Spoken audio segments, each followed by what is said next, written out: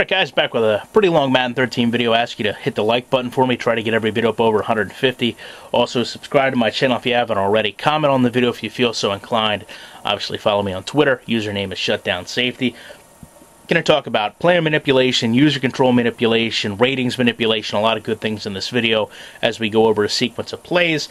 First thing, being transparent, I want you to notice there on the screen Daryl Tapp is on a cold streak, as well as Elvis Dumervil is on a cold streak as well when it cycles over. And obviously this is my online franchise, online CCM, fantasy draft, so a lot of names, numbers, players you're not going to recognize. First thing I want to go to is actually the coaching options. We're going to take a look at the depth chart and compare the attributes of these two players. You know, one thing Madden is pretty good with is adjusting ratings when you have players out of position. Dumervil is actually a right end, but I've got him listed as a left end here. I realize Daryl Tapp is listed below him, but you really have to take those numbers with a grain of salt because they are going to change. So just to scroll through these, obviously he's an 89 overall, his speed is an 84, his strength is a 76, his agility is an 80, his acceleration is a 93, his awareness is a 79, and as we go over to his power move and finesse move, you'll see that his power move is a 75, finesse move is a 94, his block shedding is a 64, and his play recognition is an 81.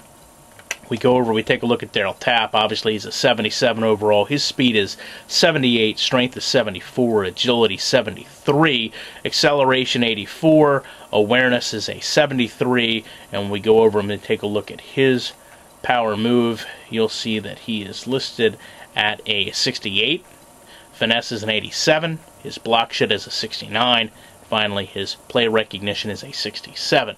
So obviously, those numbers reflect, you know, real life. Obviously, Dumervil, you know, basically recognized as one of the top defensive ends in the league. Dumervil more so kind of a journeyman. We're going to look through a series of plays here and pay attention to a number of different things. First thing is going to be this pass to Roddy White. I want you to notice, first and foremost, Dumervil's first step accompanies about 3 feet, where he's met by Greg Olsen, who he kind of beats readily because Olsen goes out to run his route and then is upended by a tight end that stayed in at the position of a halfback to block. When we go over here, we take a look at Tapp. Again, noticing the footwork. You know, that first step takes up about 3 feet, and he's then met by an offensive lineman, and then kind of struggles to generate pressure.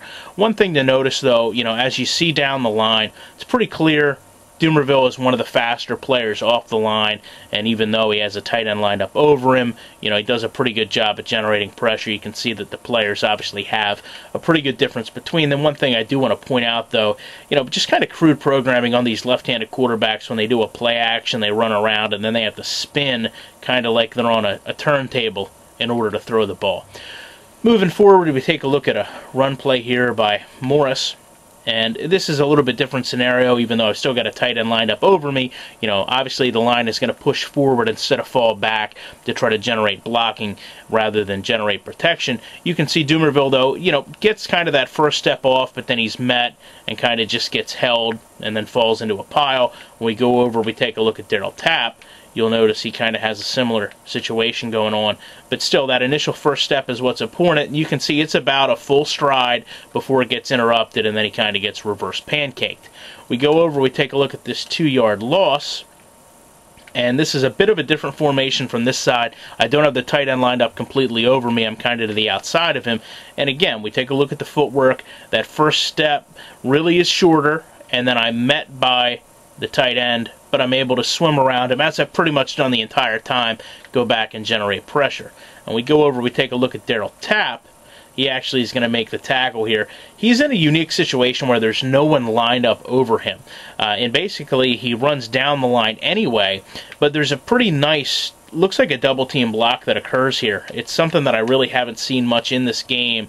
For some reason, Lang just totally avoids contact with Tapp, and he comes back, makes a tackle in the backfield. But again, you can see here, you know, the precedent of speed that's being set, and just real quick to go back and focus on these steps, you know, you can see 1 to 2 strides down the line, and he's in the backfield. Now, the critical play here, 3rd and 11, we talk about play recognition, you know, just to go back, Dumervil, 81, Tapp, 67, 3rd and 11, unless you're going to get a check down or a draw, pretty obvious this is going to be a running situation. I want you to look at what the game does to my defensive ends here.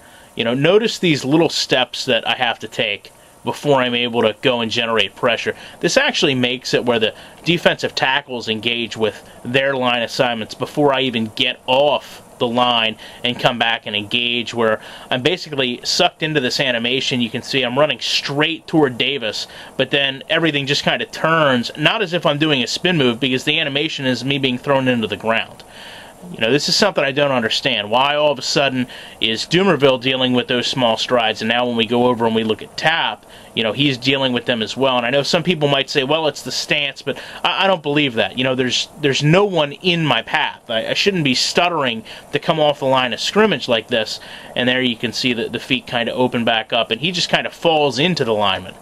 Now, for those people who are going to say, well, it could be finesse, it could be stamina, it could be fatigue. Again, it's a 5th play of the game here. I want you to notice on this odd rush with Roddy White, I'm able to actually jump the snap this time.